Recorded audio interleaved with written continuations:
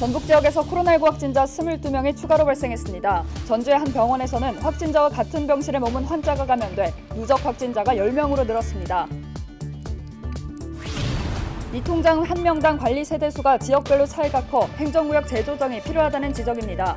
고창군의 경우 이 통장 한 명이 담당하고 있는 세대수 차이는 무려 28배에 이릅니다. 올해 김제에서 병해충 피해를 입은 벼 재배 농지 면적이 전체의 절반이 넘는 것으로 나타났습니다. 김제시 의회는 정부의 재해복구비 지원 등을 촉구했습니다.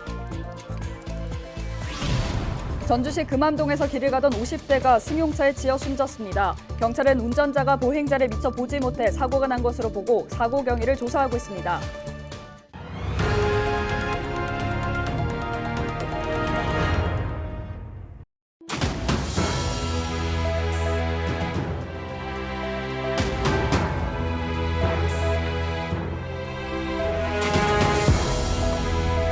여러분 안녕하십니까? 헬로티비 전북 뉴스입니다.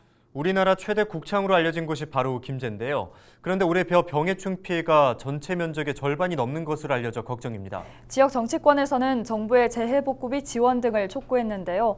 김제시 의회 소식을 정명기 기자가 전해드립니다. 임시회가 열린 김제시 의회 본회의장입니다. 동료 의원들을 대표해 발언에 나선 무소속 김주택 의원.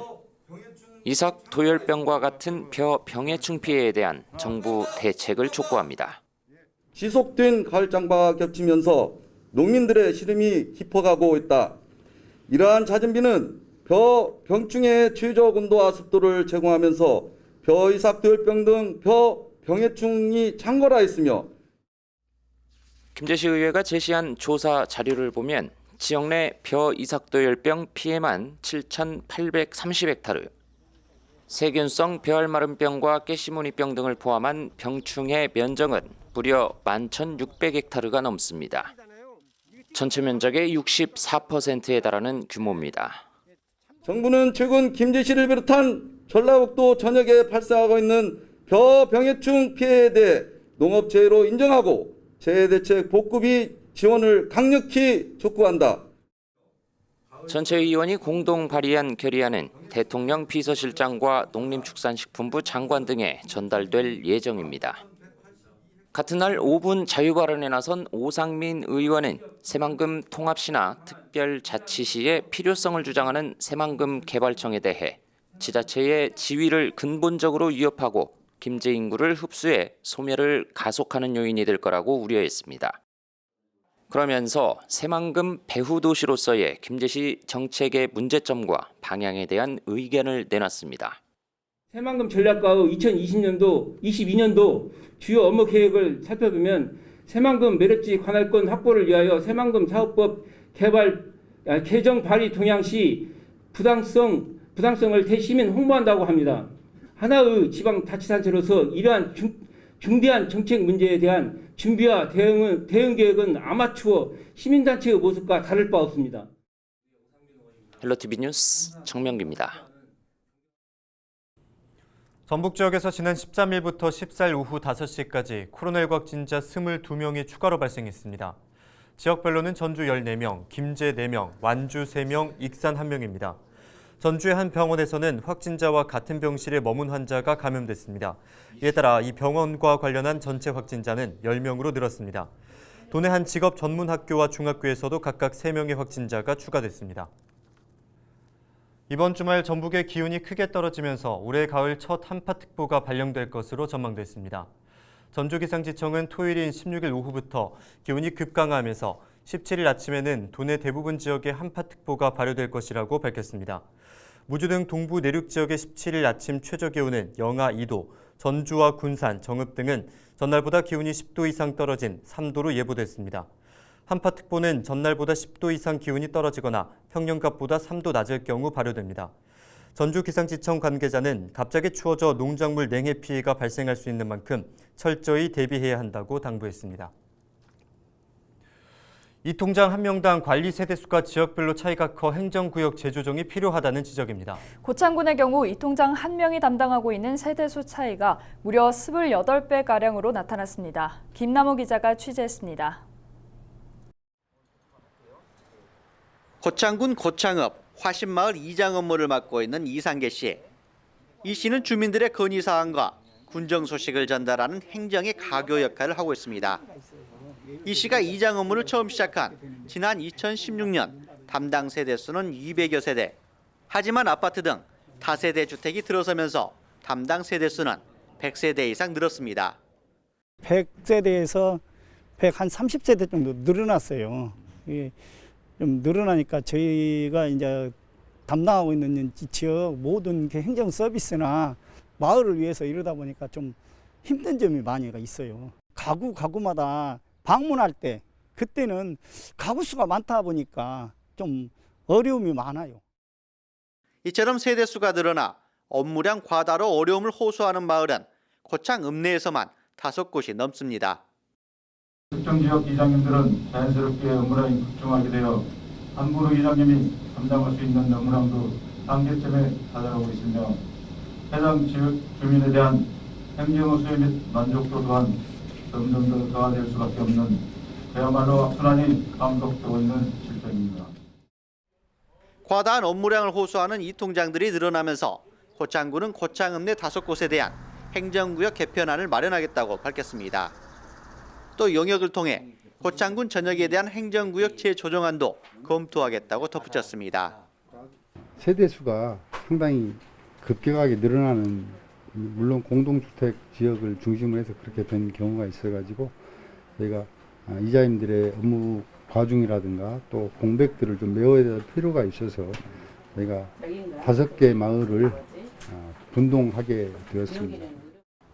이 통장 한 명이 담당하는 세대수가 최소 15세대에서 최대 420세대로 28배가량 차이가 발생하고 있는 고창군. 행정의 효율성을 높이고 주민들에 대한 봉사자로서 역할을 충실하게 수행할 수 있도록 적절한 행정 분리와 이 통장의 정수 조정이 필요해 보입니다. 헬로티비 뉴스 김나옵니다.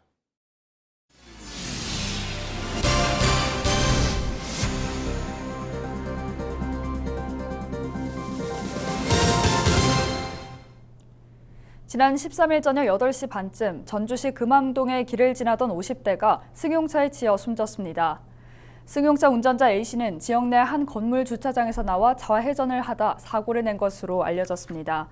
경찰은 운전자가 보행자를 미처 보지 못해 사고가 난 것으로 보고 정확한 사고 경위를 조사하고 있습니다. 전북도가 문화체육관광부의 열린관광지 공모사업에서 전국에서 가장 많은 9곳이 선정됐습니다. 전북도는 이번에 선정된 전국 8개 지자체 20곳 관광지 가운데 전주와 남원, 진안과 부안 등 4개 지자체에 9곳이 선정돼 국비 22억 5천만 원을 확보했다고 밝혔습니다. 전주에서는 동물원과 남부시장 등이 선정됐고 남원에는 광안루와 항공우주천문대 등이 예산 지원을 받습니다. 열린관광지 사업은 장애인과 고령자 등 취약계층도 편하게 여행할 수 있는 체험형 콘텐츠를 개발하는 사업입니다.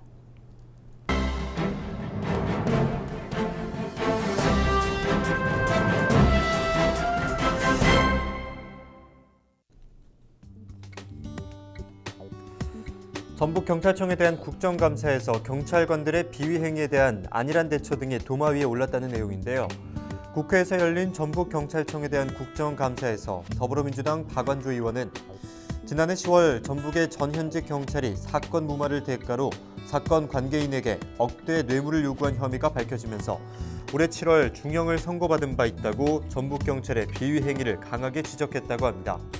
특히 지난 6월에는 전주 안산서 소속 경찰관이 지난해부터 법원 공무원 및 조직폭력배와 공모해 마스크 사기 행각을 벌여 기소 의견으로 검찰에 송치됐고 또한 한 달 뒤에는 전북청 소속 의무경찰 4명이 회식비 마련을 위해 생활관 공기청정기를 중고거래 장터에 판매해 기소유예 처분을 받는 어이없는 상황도 발생했다며 이 같은 소속 경찰관들의 잇따른 비위 행위는 전북경찰청의 안일하고 느슨한 조처에서 비롯되고 있다고 재발 방지를 촉구했다고 전했습니다.